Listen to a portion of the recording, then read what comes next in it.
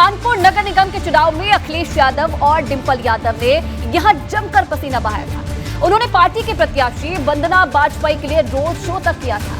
वंदना वाजपेयी सपा के विधायक अमिताभ वाजपेयी की पत्नी है। वंदना की हार के बाद अमिताभ वाजपेयी का एक बयान इन दिनों चर्चा में है, जिसमें वो दावा कर रहे हैं कि मेरी पत्नी मेयर का चुनाव नहीं लड़ना चाहती थी। उन्होंने पार्टी अध्यक्ष अखिलेश यादव के कहने पर चुनाव लड़ा और अब अटकलें तेज हैं कि इस बयान का मतलब हार की जिम्मेदारी से हार झटकने की कोशिश है या कुछ और।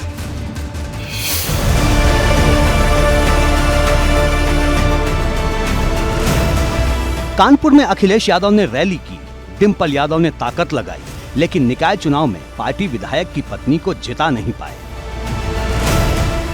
इस बीच सपा की हारी हुई मेयर प्रत्याशी के पति और सपा विधायक अमिताभ वाजपेयी का बयान तेजी से वायरल है। वाजपेयी का दावा है कि उनकी पत्नी कानपुर से मेयर का चुनाव नहीं लड़ना चाहती थी, सिर्फ अखिलेश यादव के कहने पर ही उन्होंने ये चुनाव लड़ा।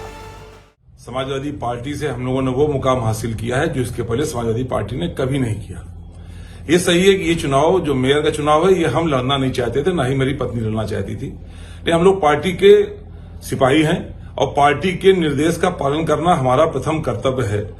हमारे राष्ट्रीय अध्यक्ष का निर्देश हुआ कि आपकी पत्नी को चुनाव लड़ना है, तो हमारी पत्नी ने चुनाव लड़ा और पूरी हिम्मत के साथ लड़ा। हमने कहीं पूरे चुनाव में कोई नेगेटिविटी नहीं आने दी, हमने अपने हौसले में कोई कमी नहीं आने दी। चुनौतियों का ज्ञान हमको भी है।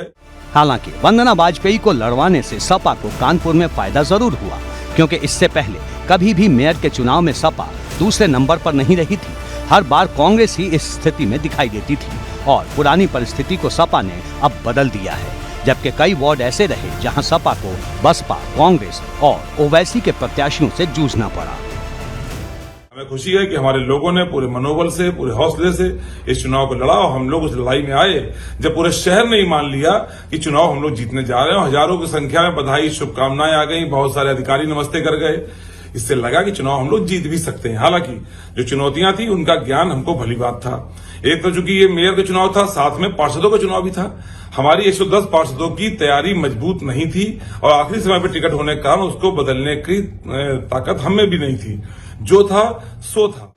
अब सवाल ये है कि क्या अखिलेश कानपुर में किसी और प्रत्याशी को उतारते तो हालात बदल सकते थे, क्योंकि हर चुनाव हारने के बाद पार्टी के भीतर से ही अखिलेश की रणनीति पर सवाल उठने लगते हैं। पार्टी के राष्ट्रीय महासचिव रामजी लाल सुमन ने एक बार फिर अखिलेश को नसीहत दे डाली है। हाँ, इतना ये सही है कि हमें आत्मचिंतन करना चाहिए, प्रयास करना चाहिए कि भविष्य में हम बेहतर कैसे कर सकते हैं। इस पर पार्टी को जरूर विचार करना चाहिए। कैसे बेहतर करेगी, कुछ है रोड मैप?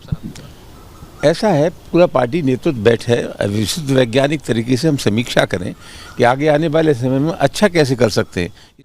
अब सवाल 24 का है और सियासत का संकेत ये कि सपा और कांग्रेस अगर साथ आती हैं तो हालात कुछ हद तक बदल सकते हैं, क्योंकि एक सवाल अगर सपा के सामने है तो दूसरा सवाल कांग्रेस के सामने भी है। कानपुर में कांग्रेस ही हमेशा से भाजपा को टक्कर देती आई है, लेकिन इस बार ऐसा हुआ कि पार्टी के प्रत्याशी की जमानत ही जब्त हो गई। कानपुर में जो सिनेरियो मेयर के इलेक्शन का बनता रहा है अब तक और पार्लियामेंट के इलेक्शन का बनता रहा है, वो बीजेपी वर्सेस कांग्रेस का बनता रहा। आप जरा सोचिए कि जिस कानपुर की सीट पर 3 बार लगातार जायसवाल जीते, श्री प्रकाश जायसवाल, और वो 10 साल तक मंत्री रहे, गृह राज्य मंत्री रहे, कोल मंत्री रहे, और वहाँ से फिर चलो ठीक है मोदी लहर में कांग्रेस हार गई, 19 के भी लोकसभा चुनाव में कांग्रेस हार गई, लेकिन इन्होंने जो जीत हासिल की थी 2007 में मेयर के इलेक्शन में, उन्होंने बीजेपी की कैंडिडेट सरदार सिंह को हराया था, अनिल शर्मा जीते थे, तो ऐसा लगता था कि ये लड़ाई थोड़ा रोचक होगी।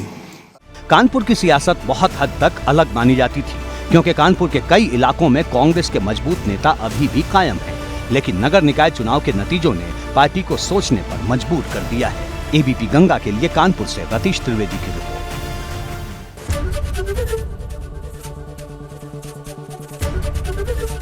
एबीपी गंगा, खबर आपकी, जुबान आपकी।